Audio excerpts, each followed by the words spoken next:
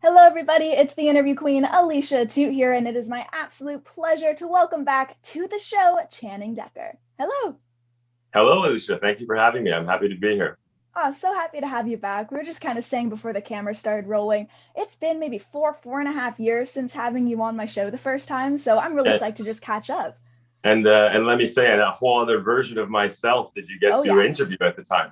completely different. A lot has changed, but we're definitely going to get into that. But I feel like the most appropriate question is just, how are you doing over there and how have you been?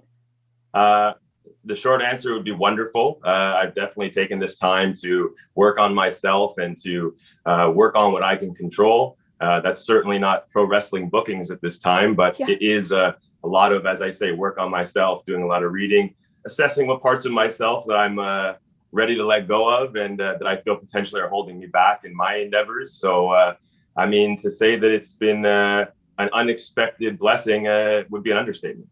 It's nice when something can happen that's absolutely insane and kind of, well, not kind of, just genuinely a terrible thing, but out of it, you can at least find these silver linings. I found the same thing with me. You kind of are thrown this curveball like, oh shit, the world's about to end. And you at least can find little things to somewhat make it better. But I've found if I didn't keep myself busy, I just would not have been sane. So for you, what are some things you have been doing just for fun day to day to occupy your time outside of anything wrestling related? Well, pre wrestling, I've always been so enthused by fitness and exercise. So I've definitely not let up on the gas there. I definitely keep up with my yoga, keep up with my daily exercises, things like that. But we sort of touched on a little before about a lot of the new endeavors that you're going after right now, and I'll take this opportunity to congratulate you on Knotfest. Thank you. It's the daily stream is exciting for all the fans I know, and no better person to do it than you. Thank But for me, I've taken it as an opportunity to lean into other strengths of mine. So, some of my fans and friends and family have seen me with the opportunities that I've received more recently on Dark Side of the Ring.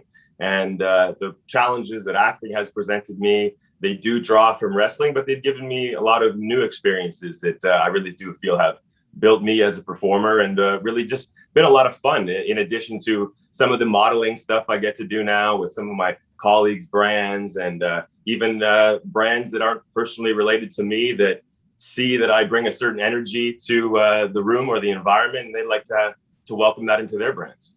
Right. Well, I do want to say congratulations on all the work you're doing for Dark Side of the Ring. Just to return that congrats the other way. It's been so amazing, right? Right back at you. But it's been so amazing and cool just seeing your appearances there, you tapping into all of these different characters and icons and really just doing an incredible job at it. So, what was it like kind of going into all of these different people and channeling their energies and just actually starting this crazy acting chapter of your life?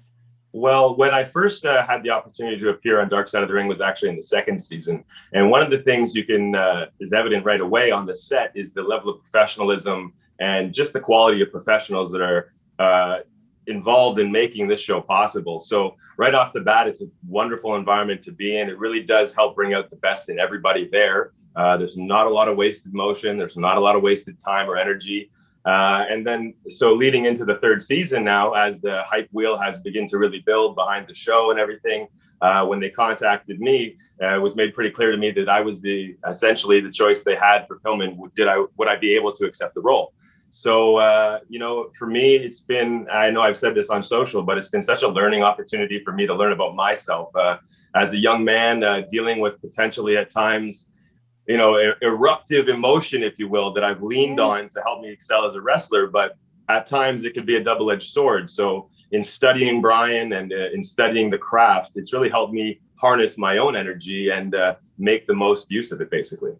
That's so wonderful to hear because you're right. And we're going to definitely bring that up. But the explosive energy you have, we've seen that channeled in the ring with some absolute craziness. So the fact that this is now another vice for you to kind of unwind in a sense, but it's also work, it's nice to kind of have that duality in a sense. It's like I say, it's been such an unexpected blessing. And, I really find that in this life that you have to turn over stones that you might not have been maybe willing to or afraid of doing in the before. And, if something really kind of makes you afraid or um, if something seems like it's an uncomfortable or it's outside of your comfort zone, well, I've learned to embrace that and run right into it, right into the mouth of fear, because Right. it's easy to deny fear, but it's a much different beast when you can acknowledge it and do it anyways. Ooh, well put. That sounded like a quote. Quote me on it, Alicia. I hope you do. Oh yeah, going out through the socials. But I just couldn't help but notice, of course, the super long locks that you're sporting now. And as you mentioned, you did portray Brian Pillman with his iconic mullet on the latest series of the show. So did you actually grow out your hair for the part, or was that just a wonderful coincidence when it came to casting?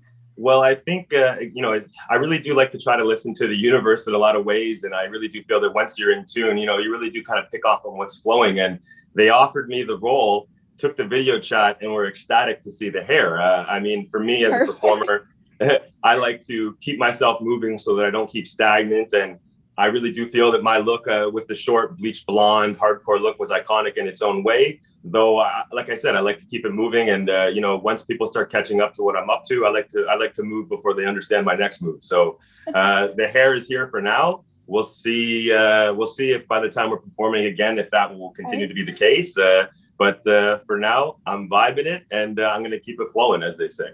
Ever evolving. And I do have to mention, of course, I've watched a lot of your matches live over the past few years, and you're hands down one of the most ballsy, intense, insane wrestlers out there. So what kind of did spark that drive and craziness and you wanting to become hardcore? It starts real early in my childhood as a fan when, the earliest stuff I had access to was ECW on TNN and tape trading and buying and selling VHS bootleg copies on eBay. Guys like RVD, I remember going on Napster or LimeWire, whatever the first initial video torrent sharing program was. And these clips of, coast to coast from RVD or stuff like this just blew my mind as a kid. So I think that's the start of it. That's the root. And then as you become an adult, as I'm sure, you're experiencing yourself, I find that for me, it's been more about not necessarily becoming something so much as it is shedding the parts of myself that I have no use for. So, 100%. when I get into wrestling in the first part, I'm looking to maybe answer the voices of an outsider. I'm looking to do my art in a way that people are going to accept really, whatever's appropriate for TV kind of thing. And as you go along, you realize that the sacrifices you make, if they're not for yourself, who are they for? So, I started to maybe 3-4 years ago kind of lean in, as I like to say, to who I really am. And as I've done that, it kind of ends up being a bit of a spiral, a spiral upwards, if you will. You begin to learn more and more about yourself. And as you do, that palette of creativity becomes more evident. You've had some truly crazy matches and spots that I've seen. And it's one of those things where I'll be watching with a bunch of the boys in the back or from the side with the fans. And I want to look away, but I never can look away because what's about to happen in like the best of ways. So what would you kind of say is one of the more scary spots or positions you've been in, one where you've walked away thinking, man, I'm just grateful that completely went right and ended up looking super badass? Well, part of my strength, as I found, is that if I can visualize it, I can replicate it physically. And also as well, I also know pretty quickly if something is outside of my scope. So, more often than not in pro wrestling, and I'm sure a lot of wrestlers will tell you this, it's not so much the spots that you think are going to hurt you that hurt you. It's the innocuous little things when you're not necessarily paying attention to a detail. You roll an ankle, you heaven forbid something worse. But spots that come to my mind, my goodness, all told, I'd say the fact that I've, knock on wood, avoided concussions, avoided not being knocked out, because if nothing else, even if you do what we do properly, what I find is that the volume is such, 120 matches a year. You do anything that much, there's a chance that something's going to go off the rails, even for the absolute best professionals. So, I don't spend too much time dwelling on the past, and thankfully nothing comes to mind where I really escaped death, as you will. Good. It's one of those things where if you're feeling as cool as a cucumber as you're doing it, but to us, we're all on the edge of our seats, then you're definitely doing something right. Well, I've been told that, the word watchability comes up. And for me, I look at it in a way where I don't want to only entertain, say, online wrestling fans, or I'm not only performing for a wrestling bubble, if you will. I really feel that I'm attempting and performing for someone who's watching at any given moment to tune in and say, hey, I need to stop and watch whatever the heck is going on here. This is very interesting to me. It has been really cool seeing a ton of really neat things happen for you since meeting you years and years ago. And one of those things is seeing those friendships develop with hardcore legends like the Mick Foleys and, of course, New Jack. So who's a legend you've kind of yet to work with or have on a Greektown show that you would still just absolutely love to? I think Rob Van Dam comes up. I think that's a match that would be quite exciting in terms of the hardcore spectrum for sure. I think in terms of his inspiration, I can't really underscore enough the athletic skill set that he brings to the table that I really kind of set as the foundation for what I do in the ring. So as a promoter and as a performer, I think that's a match that comes to mind right away. Oh, I could 100% see that being something incredible. Just you two feeding off of each other. Yeah, fingers crossed, eh? Vibing, total vibes. Yes. Well, just speaking to Greektown Wrestling, your wrestling promotion, I've had so many awesome moments with that company. So for those watching who may not have known this, that was the first promotion where I actually did a lot of in-ring hosting and just kind of got the vibe for it. The vibe backstage was always great. So before talking about the actual promotion, I just want to say thank you for that opportunity, because I genuinely didn't have the comfort level back then in ring that I've developed now years later. So I kind of learned stage presence and just how to roll with the punches then at Greektown. So it's as cheesy as it is, I just want to say thank you, because that was such a cool little learning. Well, it means the world to me, because part of what I take pride in as a promoter is working with an individual and being attentive to the individual themselves, and not only just painting by numbers. So what I like to do is help whomever I'm working with be the best version of themselves. And if that means pushing them a touch out of their comfort zone to a bridge that I know that they can gap, that's exactly where a relationship like you comes in. I've definitely recognized the energy that you brought to all the events that you were at in the backstage capacity, in the online capacity. And to me, it felt like a no-brainer to put someone like you in the ring in front of the camera, and to have you, if any way I could contribute to your growth, means the world to me.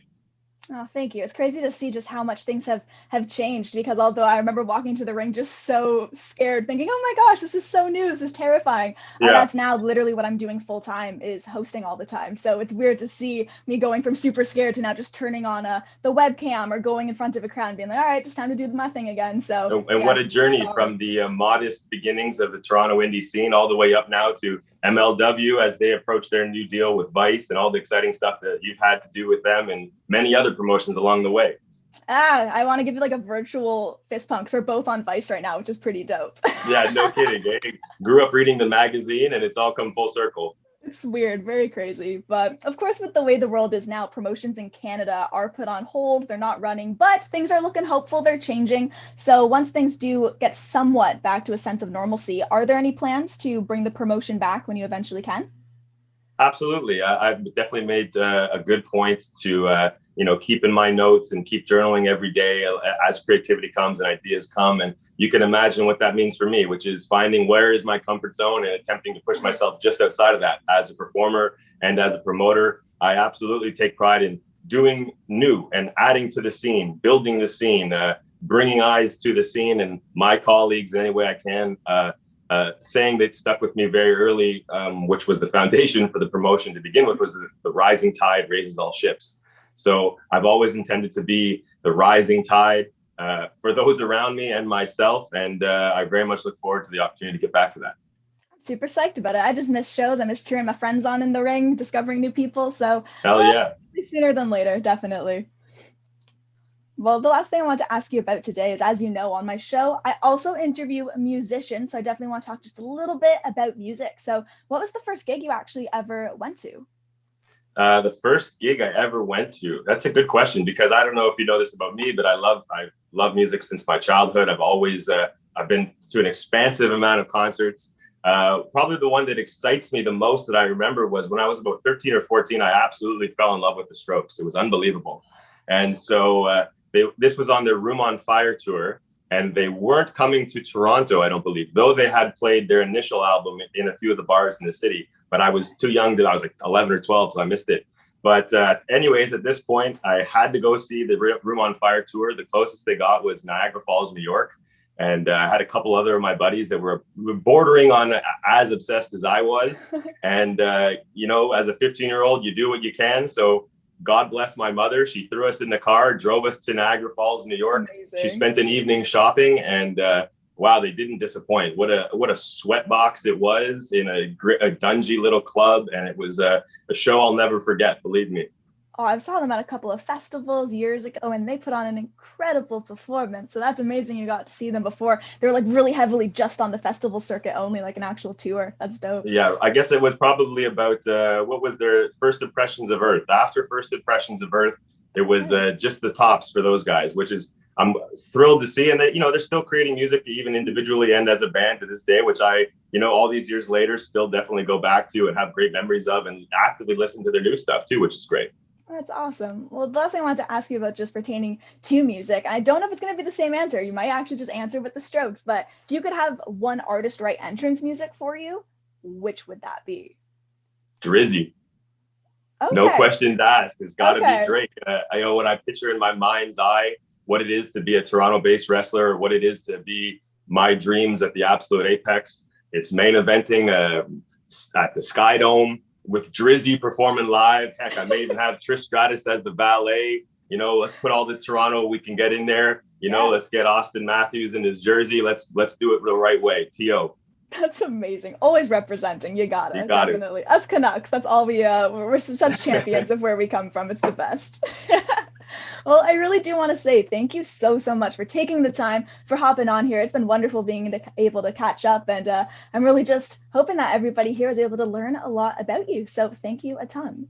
And thank you so much for sharing your wonderful platform with all your wonderful fans, with me. It is a pleasure to catch up with you and also to share a different side of me for the first time than you got to see all those years ago. Yeah, a lot has changed. So just congratulations on that. And to everyone watching, this has been the awesome Channing Decker. Be sure to check out aliciatout.com so you can watch that first interview from years ago and plenty more exclusive interviews and features. We'll see you all next time. Bye, guys. Cheers.